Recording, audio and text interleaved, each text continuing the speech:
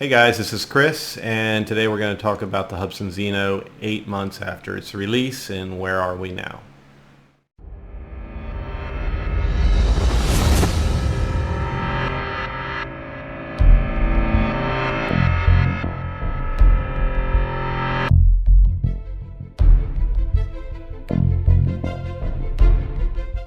Okay, so here we are approximately 8 months later with the Hubsan Zino, and I'm going to try to make this as quick as possible, but first I just want to make it clear. If you have been following me from the very start of this guy, you'll know that I was pretty rough on it, and I want to make it clear that I did say when the time came, if applicable, I would praise this quad. I don't know that it's 100% praiseworthy, but for Hubsan and for what this is, I will bow my head and praise the Zino now. But I did not have an axe to grind with Hubsan. I was not bashing Hubsan. I don't think, if you go back and watch any of my videos, I don't think that you can really nail me with anything that wasn't valid. If you say, for the price, this is what you get, I don't buy it. I don't think that's good. I don't think that's a good point at all. You'll often hear me say, for the price, it's a great quad, but that's when everything works. And for the Zino, we could not say that back then. Your features were buggy. Some features didn't work at all. You had 3 different reviewers when this thing was in pre-order. You had 3 different reviewers on a completely different firmware version. I was on a different firmware version. All we had was iOS. There was no Android app, and they were taking orders. That bothered me. So I had issues with Hubsan on that with the Zino from the start. They jumped the gun on this quad. It wasn't until version 1148 that I could actually sit here and say, hey, I recommend this quad. Prior to that, I just wasn't happy recommending this quad because it still had too many issues. So that is where I stood early on with the Zino. It was because you weren't giving me, to me it was false advertisement. You weren't giving me, the buyer, if I were, or you the buyer, you weren't giving what you were advertising. You were giving a hope and a dream that someday this is going to be where it is today, thank God. But taking pre-orders and not even having an Android app ready for users and introducing that app like right when people were first receiving these, that was like kind of skating on thin ice. I think that's crazy for a company to do, but lots of them do it. So Hubsan jumps on that bandwagon, and they did it too. It cost them in sales. The pre-order sales were down under 1,000. They had a cap of 1,000 for pre-order, and I don't think they got over 750 pre-orders. Now they're jumping off the shelves, and rightfully so. But I just want to make it clear, go back and watch my early videos on this and see if I was really all that wrong about the Zino. The biggest thing I would say I was off on was the Wi-Fi module burning out. They have burned out, but I predicted a lot of them would burn out due to high heat. Now, hopefully a lot of people took my advice and pulled this cover off and cut the tape slits nice and clear. Now Hubsan put cutout slips in there, so you just want to make sure they are not covered up. But that's something Hubsan did wrong in the beginning. The very first models, the holes were covered up and you weren't getting that pass-through ventilation, and it got very hot. Once I released the vents in the back, it still gets hot, but not as hot as it did. So I was wrong about the Wi-Fi. I was right that they will burn out. Some have. Some main boards have burned out. And I think that is a fatigue of high heat. So I'm flying this thing now in the summer, the hot, humid weather, and so far she's still going. So that's one thing I think you'll be able to nail me with and say, hey, you were way off on that. And I'm glad I was. I'm glad I'm wrong on that. But I don't think there was really anything else I was wrong on. A lot of stuff's just my opinion, but I think I made good, valid points, and I think I was very fair about it. I made the one video where I mocked it and joked, and it was just that was just a little comedy skit, call it. A lot of people took it to heart and got upset or offended by it. It was just having some fun. That's all it was. A lot of people saw it for that, saw it for what it was. They enjoyed it, they laughed, and moved on. So, it's called having a sense of humor, and I know a lot of people don't even have a sense of humor and just never will get it, but a lot of people do have a sense of humor and they understood it. So, but going back 8 months ago, we had the issues that I explained, and we had a nice little 3-axis gimbal and a 4K-ish, I said, camera. And I say that because you did not have the quality that you have today, and you had absolutely no control over it. It was a 4K camera, it just didn't have the capabilities that it should have. Now we have those, so that's very good. The other thing is they just changed the camera. No difference whatsoever except for the style. The lens was a round lens, now it's a square lens. So that really didn't affect anything at all. Anybody that has that round one, you're not getting anything worse or better than anybody that has the square lens. So that's good that Hubsan didn't make that mistake and give us a better camera a few months later. And people that already ordered them had a lesser camera, so that's good they did not do that. But where are we now with the Hubsan Zino? I think if you watch all my videos, you know everything from the past. So where we are now with the Hubsan Zino is they focused quickly on the camera. They did a very good job with the camera. You have an excellent camera with this quad. The only thing I complain about with the camera is it's a little too vibrant in the greens and the blues, but that is something you can adjust out now that we have camera settings in the app. And of course you can edit it within your software. It's a finicky camera as far as you got to be careful with the ribbon cables on it. They had something in the back they were calling a reset. It is not a reset button. It's a reseat. All you're doing is reseating a connection. You're taking a plug and plugging it back in. That plug will come loose. It's got some rubber silicone holding it in place, but it's almost like a soft chewing gum, and it can still come undone. So by pressing the back of the camera, all you're doing is plugging that cable in. Same goes for the cables in the top of the quad. If you take your quad and you hold it like this and squeeze, you're reconnecting that cable that came loose. You have a motor cable and a camera cable. It's a servo plug and a camera plug. They can come loose on you, and by simply squeezing it, you can get them to pop back in place sometimes. And if you're having a real shaky camera when you start it up, sometimes that right there is your fix, or squeezing the back, popping that plug back in, sometimes that's your fix. Sometimes it breaks, so you got to be very careful. That's the one downside of this camera, is it's just very finicky with the ribbon cable. But now what we have with the Hubsan Zino is we have a little more stable flight control. It's still not as stable as it could be, but it is stable, more stable. It doesn't do that Hubsan drop anymore. They took care of that a good while back. It doesn't drift as hard. It does a fairly good GPS lock now. At lower altitudes, it will drop going forward, so you don't want to be down underneath, say, 10 meters. Above 10 meters for sure, it will not drop. Under 10 meters, closer to 5 meters, it will drop, and you'll end up hitting the ground if you're not paying attention. I wish that's something they could fix, because there are times where I like to fly low, and that does put a wrench in that type of flight. I can do it with my FIMI X8 SE. I can do it with my 501s. They still drop a little bit, but nothing like the Zino does. With the speed control, that's not so much a problem. You can fix that, but it still will get a little bit of a drop on you.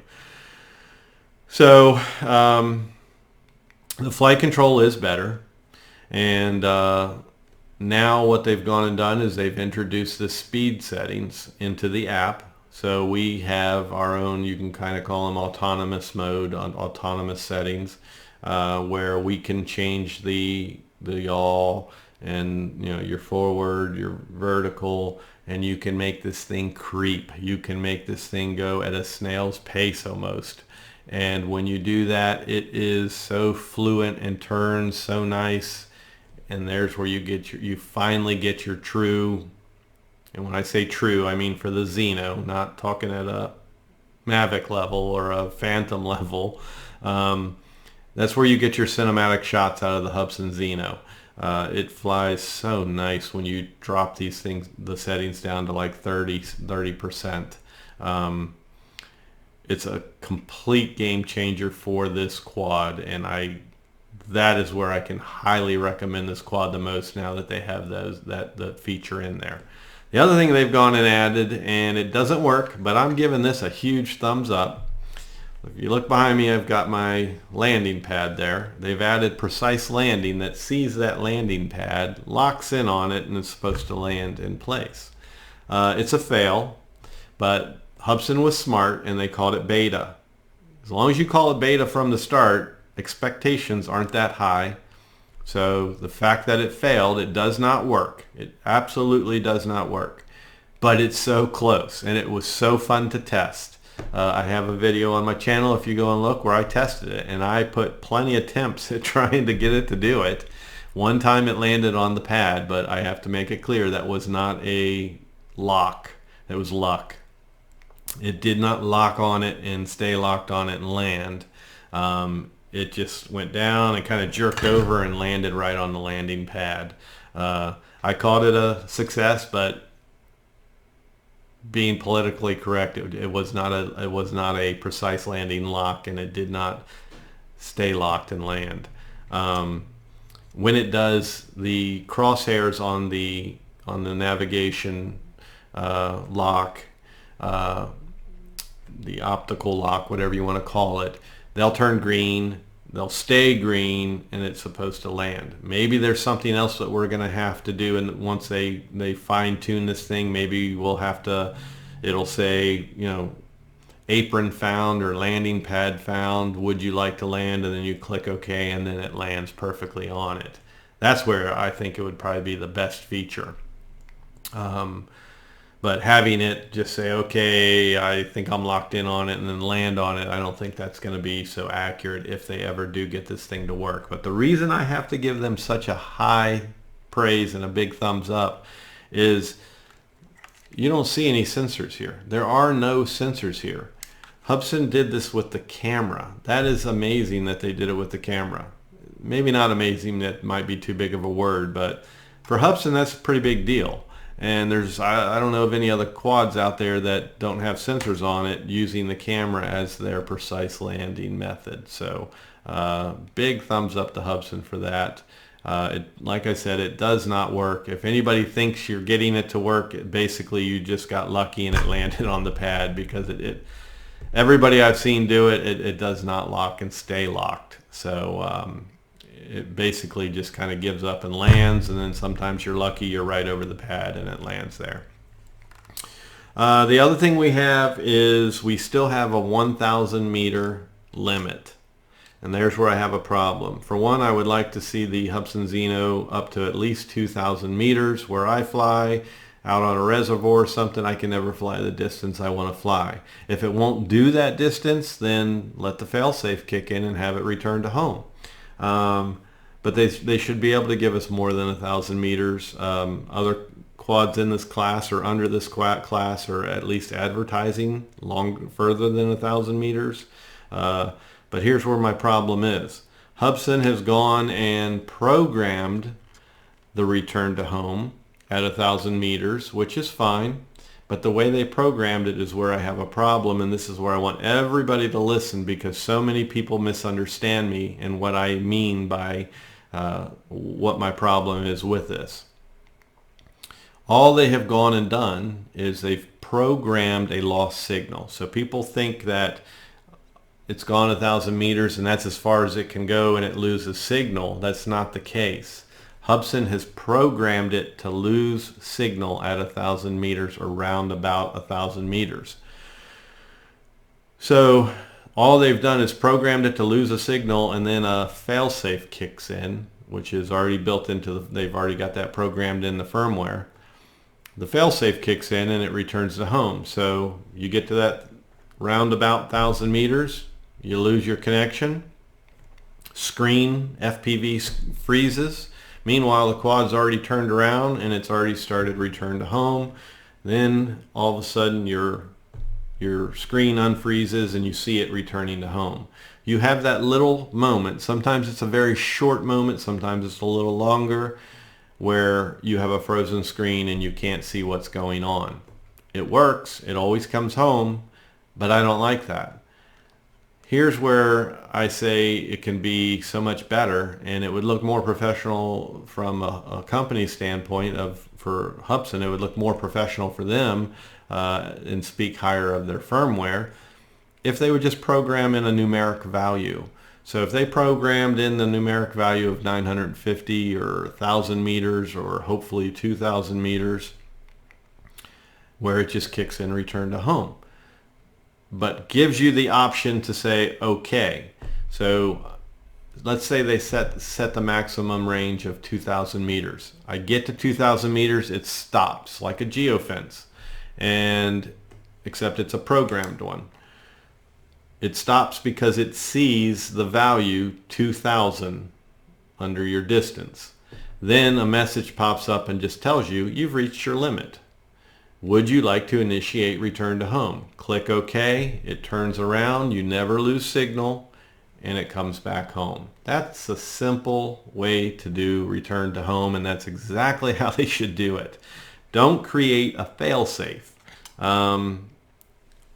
It drives me crazy. I mean, it works every time. It doesn't cause me any problems. I just don't like having my screen frozen and not seeing the FPV. I would like to see what's going on with my quad at all times, and I would like to confirm that return to home. That way you definitely know exactly what's going on when it's going on, and you don't lose that FPV. So it's so simple. They've gone and programmed in, I'm just going to repeat myself, they've gone and programmed in a failsafe. That's all they've done. They actually programmed this thing to lose signal, so a failsafe will kick in. That is totally not needed. Program in the numeric value of your distance and then have a message pop up and you click confirm, return to home, and it does just that. It would be so much simpler. So I hope that clears that up, because a lot of people did misunderstand what I'm saying there. That makes it about as simple as I can make it by explaining it that way. So that would be the other thing, is I would just like to see that that change. That's something that still bothers me and always will bother me. But other than that, I can now, I'll praise the Hubsan Zino. I'll recommend it. If you get this thing for under $300, everything works pretty much the way it should. It is getting better as far as compatibility with Android devices, and there's new features added to it now. So that, and with how beautiful the image is on the camera, I can highly recommend this quad, and say that it is a good product now. The other thing is, I want to point out that a lot of people say that, not a lot of people, but some people say that you should not be flying the Zino underneath trees, around trees, or in situations like that. I've done all that. I've flown it through a covered bridge. It wasn't easy. I've flown it under a covered bridge. None of that is real easy. I flew it real, like this close to a waterfall where the water's cresting over the edge, and that's not something I recommend either. It was a complete fight to do it, but I was able to do it. People say it's not meant to be flown that way. You're the pilot. Sorry. You're the pilot. Use your own judgment. You can fly it in those type of conditions. Fly at your own risk. But it will fly underneath trees for a short period of time. I don't recommend you stay there. it will fly around trees real close. Those are how you get some really good shots. So those saying that the Hubsan Zino is not meant for that, it's not made for that, sure it is. It absolutely is.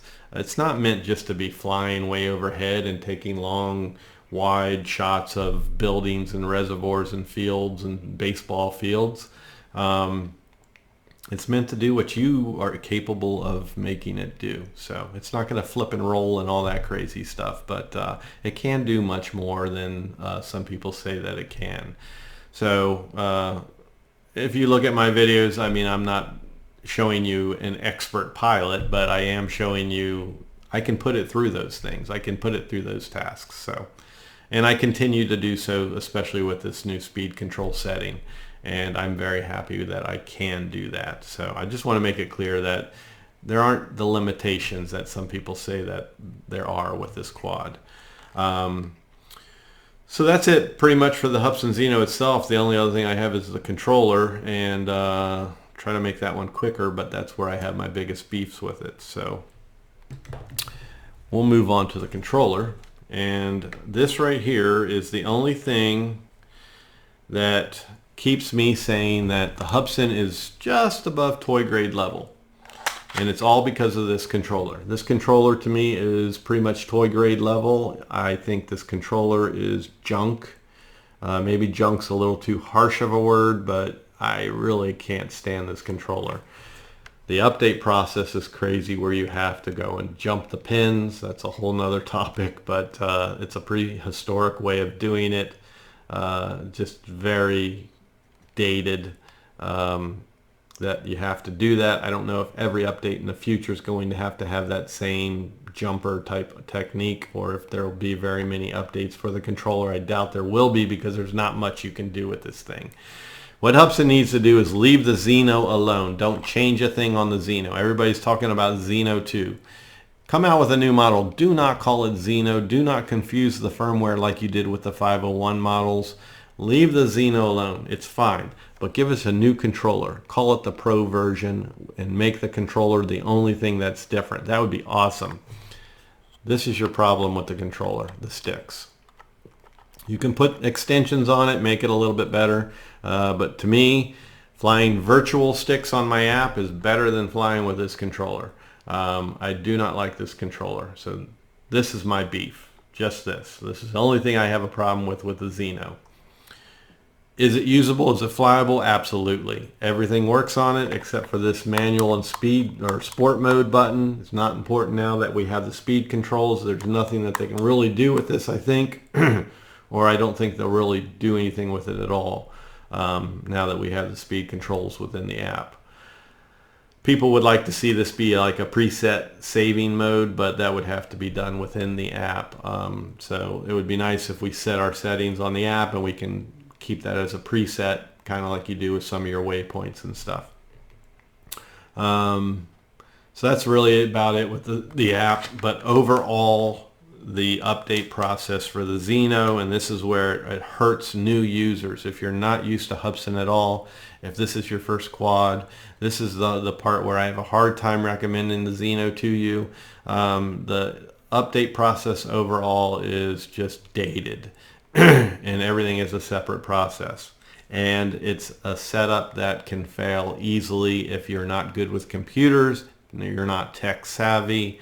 That's no fault to you, but it does make it to where you can set up a fail for your quad and make it to where you can't fly it until you can resolve these issues. That's where a group like mine, Hubsan QC Help and Support, is a great group, because you will get that help, and we usually get you back up in the air and flying with your quad. That, and I've taken so many of these in and had them on my own workbench and fixed them myself, or even done firmware upgrades for people. I have one on the way right now just to do a firmware upgrade on it.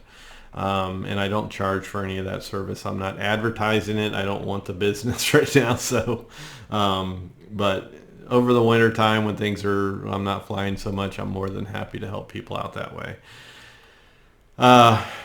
So there's not anything more I can really say about this controller. It does cause problems as far as connecting issues. I've seen a lot where it's working one day and the next day it's not working, will not connect, and they have to do the update process again, and all of a sudden it starts working again. So there is some buggy little stuff with the hardware within, I think, that causes that and gives it some glitches where it won't connect anymore. That, and if you do the update wrong where you add the jumper, you'll get caught into what they call a U-boot, and it basically is kind of temporarily bricked. They created a tool to fix this. I also have a video on how to do that should you be in that situation. So that's pretty much it. I highly recommend the Zino. If you only have a Mac and no PC, it's not a good quad for you because you can't update it by the app like most other quads. You have to plug into a PC to make the update. So if you are only a Mac owner, you have no access to a PC, this isn't the quad for you. If you're new to Hubsan, if you're new to quads in general, I just recommend that you be tech savvy, that you have a PC and that you're tech savvy with computers, to where you can kind of figure some things out, because when you do these updates you can run into problems and you need to be able to work your way through those and figure out alternative ways to do a process and able to make it work. And that's what it entails whenever you're doing a Hubsan update. Once you've done it once or twice, it's a no-brainer, it's real simple, but as a new user it can be a big headache. So that's the only time I would have limitations on recommending the Zino. So right now you can get this thing for about $250. I'm going to put a link in the bottom description of the video. Click that link. That's my own personal link. I will get a commission on that. And I do appreciate your support in buying that, because 100% of the commission goes to charity. If you've been following me, I've already raised $1,000 for my first goal, and my second goal is another children's charity hospital of another type, which I'll update later. And it's the same goal of $1,000. I'm having a harder time this time getting there, but I'm still going to keep pushing it and try. And it brings me great joy to be able to do these things and make these donations. So thank you, anybody who uses my link. Don't break that link. Use my link, go straight to checkout and use the code, and I will get the commission and put that towards the charity. And again, thank you all. It's a good thing. You're doing a good thing by doing that as well, and you're saving some money because you're going to get the Zino for $250. You also will have the option with that link to get the black Zino, multiple batteries with a bag, whatever package you choose. But the black Zino will probably be limited. Because they don't stock a whole lot of those. They didn't produce a whole lot of them, and they're trying to catch up with that. So that can go on back order real quick. Right now the Zino orders are shipping, so you might want, if you are serious about buying one, you might want to click that link and get in there and buy it now before they get backed up or go on back order. They're having this big sale now, so a lot of them are selling, I'm sure. So again, link in the description. Use the code, and I appreciate it. And thank you very much for your support. So that's going to wrap it up for this video. That's where I stand on the Zino, 8 months after the release date. And if you're not a subscriber, click that button, hit the bell, and as always, hit that thumbs up on your way out. And thank you so much to all my subscribers and everybody for watching and supporting my channel. Take care.